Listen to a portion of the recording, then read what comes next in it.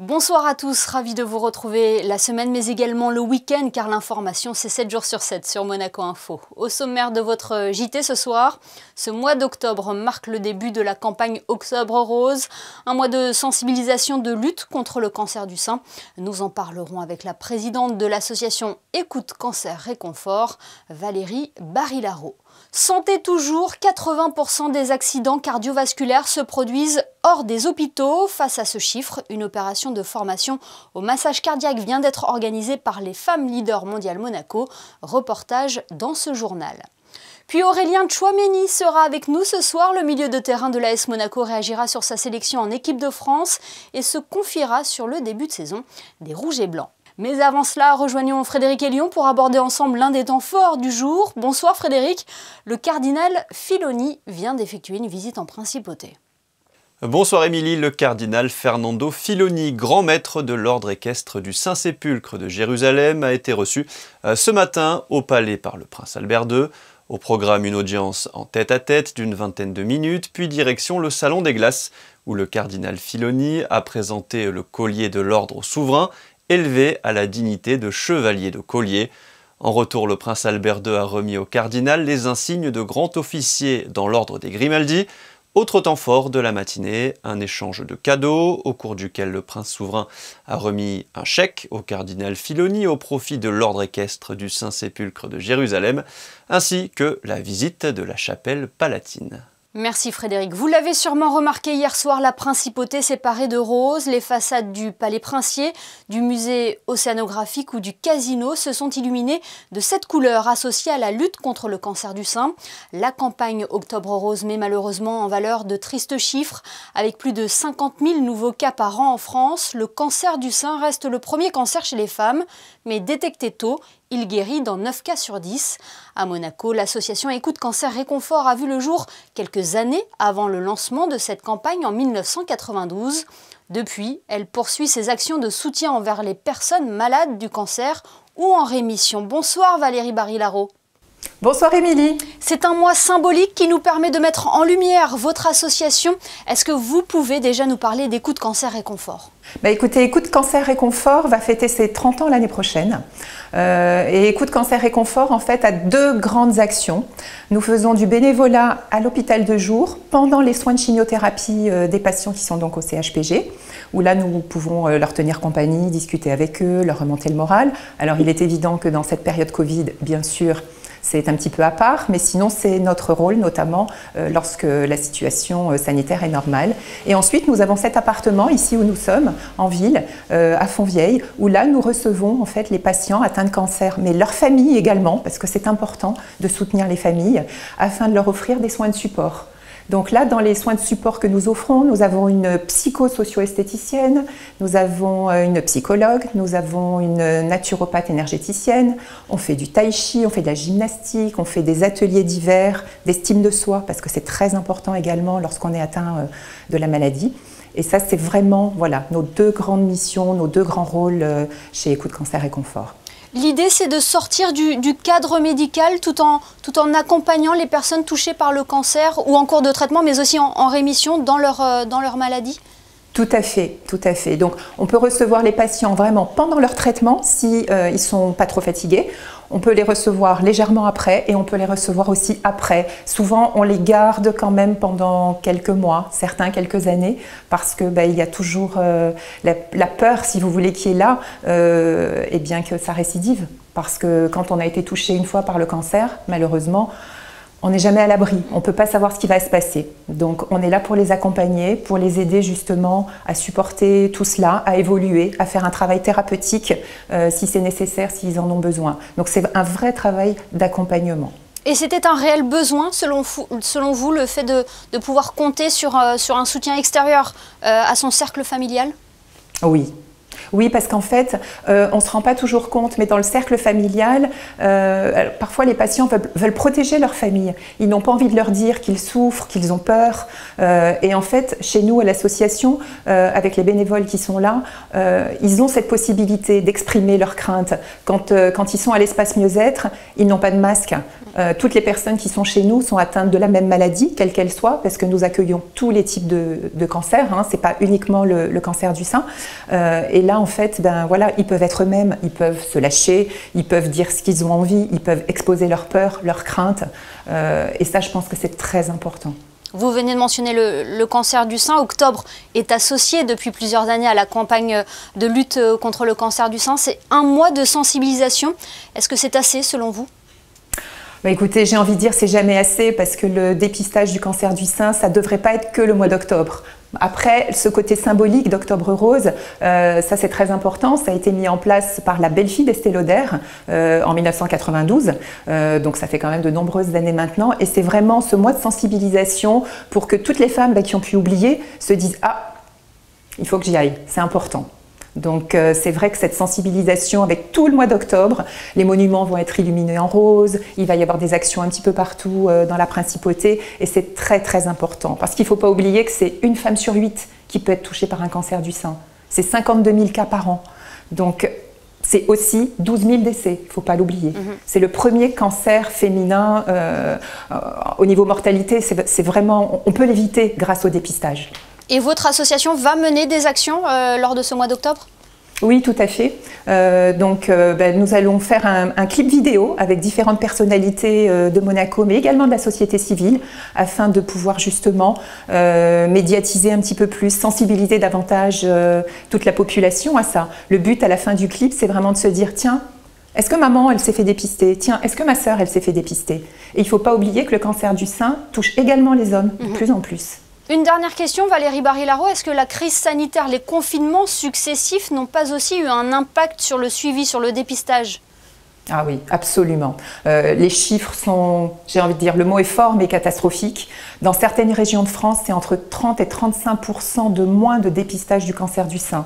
C'est énorme. Toutes ces femmes qui auront manqué leur dépistage, quand elles vont le découvrir, pour certaines, ça sera un stade très avancé. C'est pour ça que cette année, on a vraiment envie de se mobiliser et de faire beaucoup d'actions pour ça, parce qu'il faut vraiment, vraiment, mesdames, allez vous faire dépister. C'est vraiment important. Donc on a cette campagne de sensibilisation avec ce clip vidéo qui tournera après le 15 octobre pour pas que tout se passe en même temps. Et ensuite on a la chance cette année, on a le souverain qui a accepté que pendant une journée, les carabiniers et les pompiers portent le ruban rose pendant toute une journée. Et ça c'est un acte symbolique fort également pour toutes les femmes.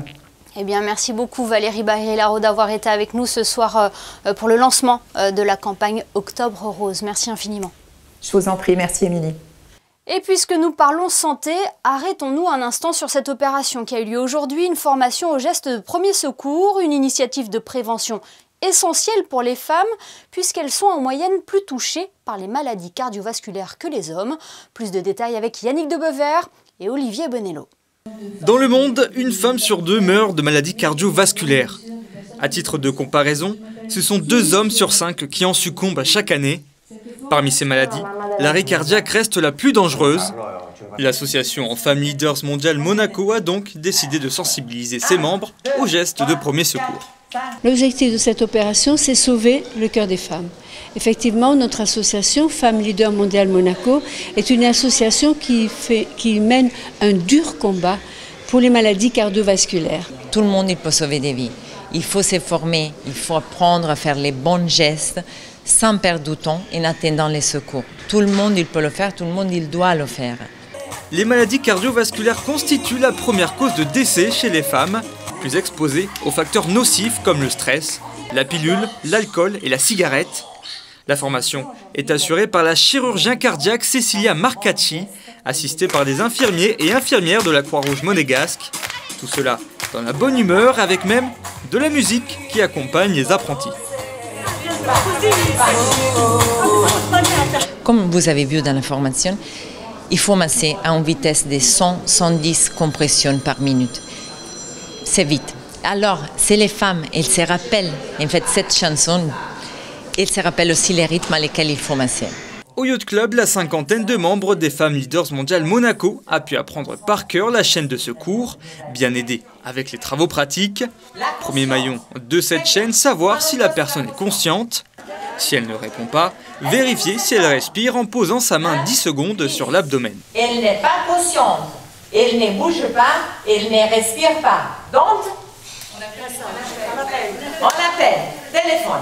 La troisième étape, c'est bien sûr appeler le secours au 18 ou au 112 et chercher de l'aide autour de nous. Une fois ces vérifications effectuées, le massage peut commencer et être ponctué par des décharges de défibrillateurs. Monaco, c'est un pays en fait où on a énormément de défibrillateurs dans tous les coins. Et des moments qu'on a cette chance, il faut que les gens sachent qu'est-ce que c'est un défibrillateur. Il faut que les gens n'aient pas peur de toucher un défibrillateur et de l'utiliser pour pouvoir sauver des vies en fait. Et au vu du succès de cette première opération, l'association prévoit d'organiser cette formation une fois par an, une opération qui serait ouverte à tous. On retrouve Frédéric Elion pour un point sur l'actualité sportive, cette fois-ci avec le début du Challenge international Denis Ravera. C'est une compétition qui réunit chaque année un très beau plateau, Émilie, avec les meilleurs jeunes joueurs de sport boule au monde. Le 12e Challenge international Denis Ravera a débuté hier soir au club bouliste du Rocher. Au programme, plusieurs épreuves avec du double ou encore du tir de précision. La compétition s'étend sur 3 jours et les finales sont prévues dimanche. Et nous y reviendrons dans notre JT lundi. En football, Monaco retrouve la Ligue 1 avec la réception de Bordeaux demain au Stade Louis II, Frédéric. Après son match nul en Ligue Europa sur la pelouse de la Real Sociedad, retour au championnat pour l'AS Monaco qui reçoit Bordeaux dimanche à 15 h. Les joueurs de Niko Kovac auront à cœur de poursuivre leur belle série en championnat avec 7 points pris sur les 3 dernières journées. Girondins Bordeaux is a very famous club in France. The last, I don't know, 10 years. They are trying to find the right direction, and now they have a new coach. And as it was last season with myself, every coach needs a little bit of time. First of all, to adapt to learn how the league is working, how the players are thinking, what are the characters. And at the beginning, they had, I would say, a bad start, but now they're also increasing. We're expecting a hard fight. We had 3 days ago a game. They are fresh. And we need to break the wall of 5 in the back again. I think so they will play 5 in the back. Et sorti à la mi-temps face à la Real Sociedad, Djibril Sidibé sera forfait pour le match contre Bordeaux, tout comme Cesc Fabregas. Lui sera bel et bien présent sur le terrain dimanche au Stade Louis II. Il s'agit d'Aurélien Tchouaméni, meilleur espoir la saison dernière. Le milieu de terrain monégasque fait sensation et attire même les convoitises. Il est avec nous ce soir depuis le centre de performance de l'AS Monaco. Bonsoir Aurélien. Bonsoir. Un mot tout d'abord sur votre nouvelle sélection en équipe de France. Qu'est-ce que cela vous évoque ? Beaucoup de fierté. C'est toujours un plaisir d'être appelé en sélection. Donc quand le coach a fait appel à moi, j'étais extrêmement content. Didier Deschamps dit de vous que vous avez du potentiel et un avenir international devant vous. Cela vous touche, cela vous marque, cela vous motive ? Oui, forcément, c'est gratifiant d'entendre ces mots-là qui viennent du sélectionneur. Après, à moi de continuer à travailler pour avoir encore d'autres sélections. Ouais, cette sélection est le fruit de vos performances avec l'AS Monaco. Comment vous vous sentez personnellement au sein de cette équipe ? Je me sens bien. Au fur et à mesure des matchs et des mois, j'ai pu gagner en confiance et montrer mes qualités. Ça se passe bien avec mes coéquipiers et le coach, donc on peut dire que je suis un joueur comblé. Ouais, on a l'impression que c'est vraiment la saison de la confirmation après vos titres de meilleur espoir de la saison dernière. Oui, forcément, je sais qu'il y aura des attentes autour de moi, mais je continue à travailler au quotidien, prendre le maximum d'informations et bosser tout simplement pour pouvoir faire de belles performances et confirmer ce que j'ai montré et aussi ce que l'équipe a montré la saison dernière. Et comment se passe votre relation avec le coach Niko Kovac ? Il a fait un sacré travail déjà la saison dernière en emmenant l'équipe là où tout le monde le souhaitait. Ça se passe bien, à titre individuel et collectif, on est avec le coach. Quand il y a des choses à nous dire, il est capable de nous les dire. Quand c'est bien, il nous le dit aussi. Donc on a une belle relation avec le coach. C'est quelqu'un qui nous donne beaucoup de conseils, qui est rigoureux et qui nous pousse à toujours aller chercher plus haut. Alors Aurélien, votre nom a circulé et circule toujours, notamment en Angleterre. Pourquoi avoir choisi de rester à Monaco ? Parce que je pense que tout simplement c'était la continuité. Aujourd'hui, je ne peux pas être mieux qu'ici. Je me sens très bien ici. J'ai encore beaucoup de choses à faire avec le club, donc je suis content d'être là. Alors quels sont vos objectifs avec le club? En Ligue Europa ou en championnat? D'essayer de faire mieux que la saison dernière. L'année dernière, on a fait une belle saison et on est des compétiteurs, donc on essaye de tout faire pour aller encore le plus haut possible, mais il faut se concentrer match par match et c'est comme ça qu'on va pouvoir remplir nos objectifs. Ouais, ça commence dès dimanche face à Bordeaux. Ça sera une rencontre spéciale pour vous, hein. Vous avez porté le maillot des Girondins. Oui, c'est mon club formateur, donc c'est toujours quelque chose de spécial de jouer contre eux. Mais après, sur le terrain, il y aura pas d'amis, on prendra le temps de pouvoir aller après le match. Une victoire dimanche vous permettrait de vous relancer juste avant la trêve internationale, c'est l'objectif, hein. Oui, c'est l'objectif. Comme je l'ai dit, c'est important de gagner avant une trêve internationale pour partir l'esprit un peu plus tranquille. Donc on sait ce qu'on doit faire demain pour pouvoir gagner ce match et à nous de le faire sur le terrain. Aurélien, je crois savoir que vous êtes également un grand fan de basket. Est-ce que vous comptez aussi aller supporter l'AS Monaco cette saison, notamment en Euroleague ? Je l'espère, j'ai regardé le calendrier, ça coïncide en général avec pas mal de nos matchs, donc il va falloir trouver le bon moment pour pouvoir regarder un match, mais dès que j'aurai l'opportunité, je vais aller les supporter. Merci beaucoup Aurélien, et puis bon match pour dimanche. Merci. Rejoignons Frédéric et Lyon pour un dernier tour d'horizon de l'actualité en principauté en bref. Frédéric, vous vouliez nous parler de ce beau geste à la Maison des Associations. Oui, une remise de poupées médicalisées, les Smileys Monaco, en présence de différentes institutions de la Principauté. Ces poupées sont de véritables outils de médiation, au soutien médical et sont données aux personnes souffrantes. Elles permettent par exemple de faciliter le dialogue entre l'équipe soignante et les patients ou de situer l'endroit de la douleur et de l'expliquer. Cette information pratique, à présent, à destination des usagers de la SNCF. Un mouvement social national est prévu à la SNCF du lundi 4 octobre à partir d'1h du matin jusqu'au mercredi 6 octobre, même heure. Le trafic ferroviaire risque d'être fortement impacté, alors prenez vos dispositions. Le gouvernement recommande autant que faire se peut le télétravail ou le covoiturage. Et les horaires actualisés des trains qui seront en circulation sont disponibles sur le site TER Provence-Alpes-Côte d'Azur. On termine, Frédéric, par la programmation du mois d'octobre au Théâtre Princesse Grace.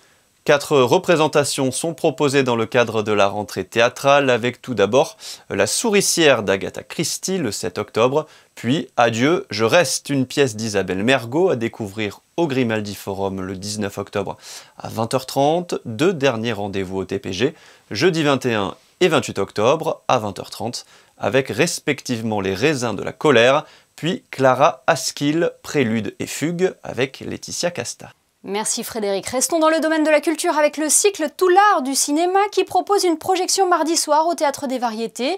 Il y sera question de la Méditerranée et du réalisateur Jean-Luc Godard. Pour en parler, Fabien Bonilla a rencontré le directeur de l'Institut audiovisuel de Monaco. Messieurs, c'est à vous. Vincent Vatrican, bonsoir. Bonsoir Fabien. Aujourd'hui, on ne parle pas d'un film, mais de 2 dans une même soirée. Oui, c'est un label historique pour nous, c'est notre association avec la Fondation Prince-Pierre de Monaco, dont on a fait évoluer un peu le label. Désormais, il s'appelle Cinéma Art Vivant. Et pour inaugurer ce nouveau cycle, on a en effet choisi 2 films. L'un qui s'appelle Méditerranée de Jean-Daniel Paulet. C'est un film de 1963. C'est assez particulier. Hein. 1963, on va y revenir. C'est effectivement un film assez décalé. Et puis une conversation entre Philippe Solers et Jean-Luc Godard